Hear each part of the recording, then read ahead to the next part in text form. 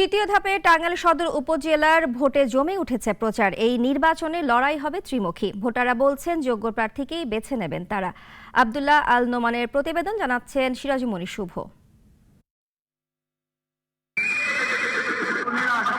একটি পৌরসভা ও 12টি ইউনিয়ন নিয়ে গঠিত টাঙ্গাইল সদর উপজেলা।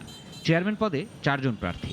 ভোটাররা সৎ ও যোগ্য জনকে নির্বাচিত করার কথা বলছেন। সদর উপজেলার চেয়ারম্যান যে হবে তার হতে হবে কর্মঠ এবং কর্মী, শিক্ষিত এবং যোগ্য প্রার্থী চাই। ভালো একটা সৎ লোক চাই, যাতে আমাদের টাঙ্গাইল থানা জানি কাজ ভালো হয়। ঘোড়া প্রতীকের প্রার্থী ফারুক হোসেন মানিক সংসদ সদস্যের বিরুদ্ধে আরেক প্রার্থী তোফাজ্জল হোসেন খানের পক্ষে অবস্থান নেওয়ার অভিযোগ তুলেছেন। অপর প্রার্থী শামীমা আক্তার আনারস প্রতীক নিয়ে জয়ে আশাবাদী। যেহেতু তিনি সাংসদ, তিনি তো চেষ্টা করবেনই তার মনোনীত প্রার্থীকে বিজয় লাভ করার জন্য। 29শে মে দলে দলে ভোট কেন্দ্রে যাবে এবং আনারস মার্কায় শামীমা আক্তারকে ভোট দিবে। সংশ্লিষ্টরা বলছেন ফারুক হোসেন মানিক, শামীমা আক্তার ও তোফাজ্জল হোসেন খানের সাথে ত্রিমুখী লড়াই হবে এই উপজেলার ভোটে। সিরাজুমণি শুভ, নাগরিক।